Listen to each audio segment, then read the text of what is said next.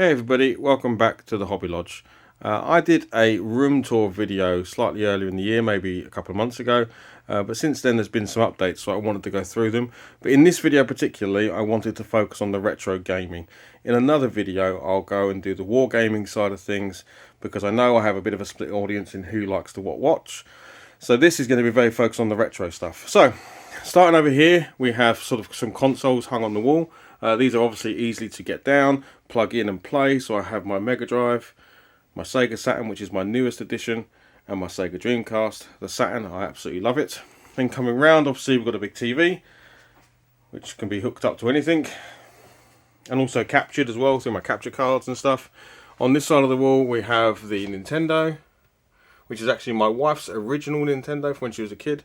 We have a Super Nintendo and an N64, and the television is currently connected to that SNES Mini there, Mini Classic, because I love the way they have like a demo program, so that can be running in the background all of the time, and it's super happy.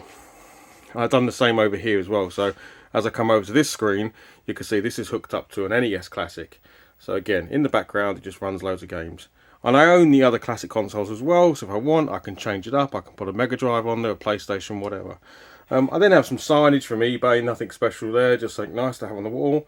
Coming down, we've got the PlayStation 5, just hung on the wall with a cool bit of kit you can buy online to wall hang your PS5 because it's such a giant console. We've then got the 360, the new Zelda Game & Watch, the Wii U, a backwards compatible PS3 and a PS4. Now, I used to have up here a PlayStation 1, a PlayStation 2 and a few other things, but I'm trying to limit it so that I can use consoles that can play multiple console games.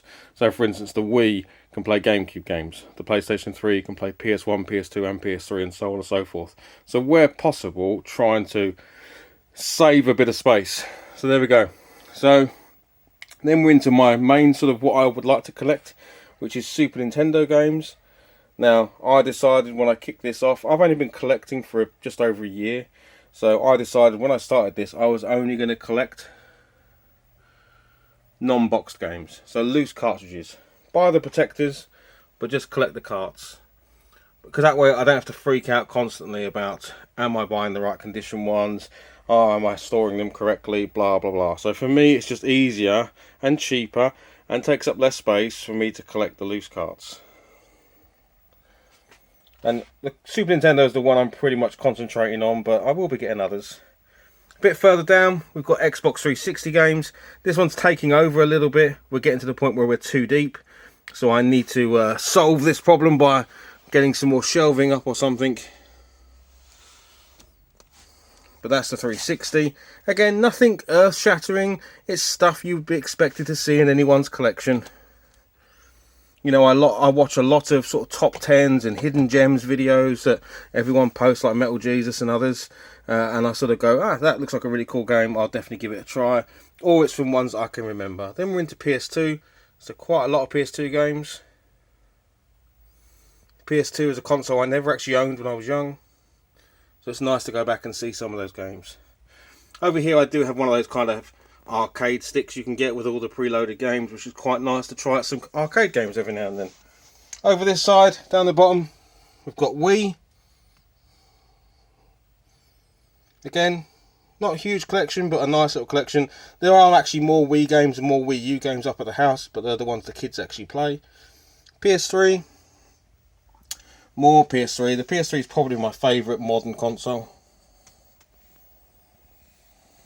Coming up, we have the Mario Game & Watch. We then get into PS4 world, PS1, PS5, GameCube. Again, all of the ones you'd expect to see. Dreamcast, I really enjoy collecting for the Dreamcast. It's a great console. Switch games. Up here we've got some N64. We've got my £1 C64 Mini that I picked up at a boot fair. C64, some Mega Drive games again. Nothing that's going to blow your mind. Pretty much all the basics. the Sega Saturn, that's what I got for my birthday, and then I got a whole bunch of games to go with it. So Sega Rally being my favourite because it is a true to arcade version of Sega Rally. And yeah, while Sega Rally does exist on other consoles, it is by far the best on the Sega Saturn. The Evercade, not rushing to get all of these, are not going anywhere. So I pick up the cartridges when I want. I think I'm up to 13, I think, yeah. In case you're wondering, I'll show you these quickly. I have a 3D printer in here, and I 3D print all of these stands for the consoles and that to go on, because it makes them nice and presentable. Super easy to do. If you're interested in them, let me know. I'll let you know how I print them, and maybe I can print you one if you want one. So the Game Gear is the same, so another stand that I 3D printed. All the Game Gear games are behind it, but again, they're loose carts, so, you know, whole bunch of Game Gear games. Same with the PS Vita games behind. Then coming down to this stand, there's Gizmo in the background. Hey Giz. 2 more mini consoles. You've got the PS1 and the Mega Drive. The actual PS1 console, which is where I've got it set up for my light gun games. This is going to be super flicky, but I won't look at it for too long. But I put this up so that I could play light gear games and obviously just connect up things directly. More handhelds.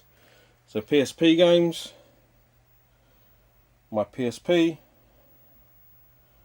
My new 2DS XL, the DS XL, and then this thing here, which is a Magic the Gathering cards box, but it's the perfect shape and size for storing loose PSP games. So if you've got loose PSP games, I did do a video on it, a really quick one, about those deck boxes being the perfect size for those games.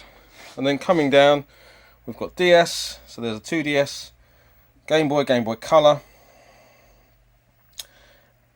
and an original, my original DS from back in the day. And in the background there you can see a whole bunch of NES games, if I was to move this out of the way, and Game Boy games stacked up behind there. So yeah, that's the retro corner, and it is growing in size day by day. Over the other side of the room, if I quickly sweep you over here, I have just some bits and bobs. So these came from The Works in the UK. If you have the shop called The Works, these kind of big game over boxes, and they're really useful for storing all of your various controllers. So that one's full of controllers, the one below it is full of wires, and the one below that is full of sort of doubles and stuff I've got. And then on the actual streaming desk, work desk, I have my Retron 5, the Switch plugged in, and then my PC and my new Windows XP PC underneath, so that I can do all the streaming and capturing and stuff on there, which I think pretty much completes the whole thing. So